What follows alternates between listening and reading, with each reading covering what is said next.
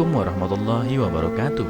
Apa kabar kalian? Semoga kalian baik-baik saja dan tetap diberikan kesehatan oleh Allah Subhanahu wa taala. Bantu channel kami dengan cara subscribe dan tekan tombol lonceng kalian. Terima kasih. Semoga kisah ini bermanfaat.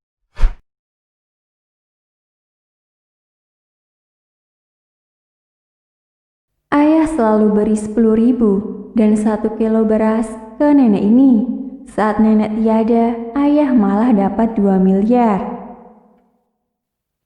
Diceritakan, ayahku seorang pedagang kecil di kantin sekolah.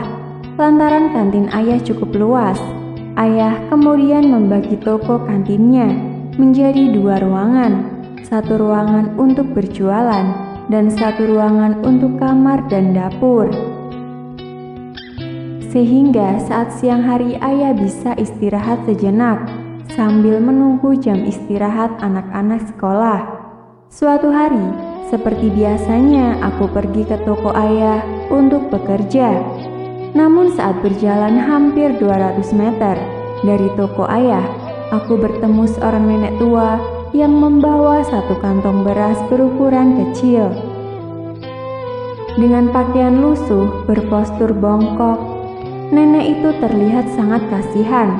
Di atas berasnya tertulis 1 kilo beras seharga Rp5.000 saja. Karena aku merasa tidak membutuhkan berasnya, jadi aku hanya langsung memberikan Rp5.000 ke tangan nenek itu, lalu melanjutkan perjalanan ke toko.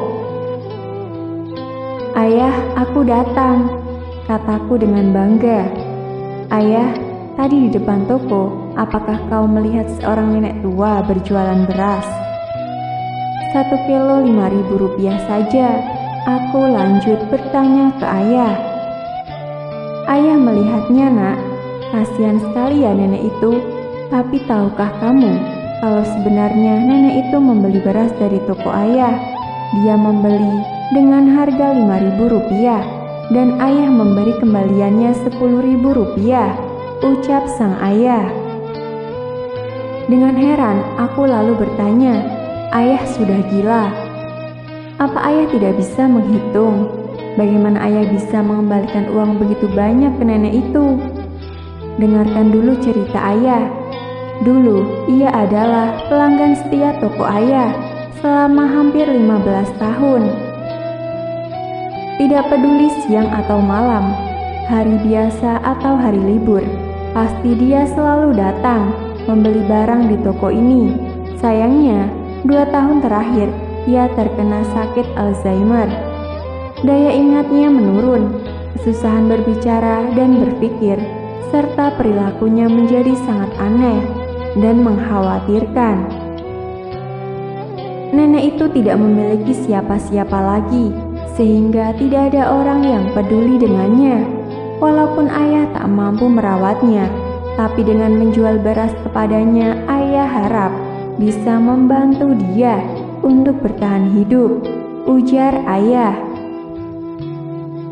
Keesokan harinya, aku berencana datang lebih pagi untuk menemani ayah membuka toko. Baru 5 menit membuka toko, aku melihat nenek penjual beras datang. "Bos, 1 kilo beras." "Ya," ucap sang nenek dengan tersenyum polos kepada ayahku sambil mengeluarkan uang Rp5.000 dari sakunya. Setelah nenek menerima beras, ia lalu berjalan keluar. "Hai nenek, kami lupa memberi kamu kembalian uang," ucapku. Nenek lalu mengambil uang itu dan memasukkannya ke dalam saku dengan sangat hati-hati. Setelah itu ia berjalan keluar toko dengan langkah berat. Tiba-tiba ayah menegurku sambil berteriak, "Anakku, yang kamu kasih barusan ke nenek itu sebanyak 5 kilo beras." Aku pun menjawab, "Orang baik akan melakukan yang berbeda dari orang lain. Terima kasih ayah, sudah menjadi teladan yang baik untukku." Waktu pun berlalu, tak terasa sudah sebulan. Nenek penjual beras itu tidak datang ke toko ayah. Aku dan ayah pun khawatir dengan keadaan si nenek. Tiap pagi sebelum membuka toko, kami mencari kemana nenek itu pergi. Sampai akhirnya, suatu hari ayah menerima surat dari kantor pos. Surat itu berasal dari si nenek penjual beras. Kami pun langsung tak sabar membuka isi suratnya. Bos yang baik, terima kasih atas kebaikanmu selama 2 tahun terakhir ini. Jika tidak ada dirimu hari ini, maka aku tidak bisa hidup sampai hari ini. Sekarang saya lagi terbaring di rumah sakit dan merasa ajalku segera tiba. Oleh sebab itu, saya mau menulis surat terakhirku untukmu. Saya juga tidak mempunyai apa-apa untuk membalas semua kebaikanmu. Tapi saya punya sebuah rumah tua yang cukup besar dan aku harap kamu bisa menggunakan tempatku itu. Pakailah menjadi kantin agar kamu bisa berjualan di tempat yang lebih layak dan nyaman. Terima kasih dua malaikatku, sampai bertemu di surga nanti. Ketika kami sedang membereskan rumah tersebut, aku menemukan banyak perak dan lukisan-lukisan tua yang ternyata dilukis pada dinasti tua. Dan jika dijual, ternyata lukisan tersebut berharga sekitar 675 juta rupiah. Dihitung ini itu termasuk rumah, setidaknya bisa dapat 2,2 miliar. Ketika melihat kejutan ini, aku dan ayah hanya bisa berpelukan sambil menangis. Sahabat, sekecil apapun perbuatan kecil yang kita tabur untuk orang lain, maka hasilnya akan menuai lebih banyak untuk kita.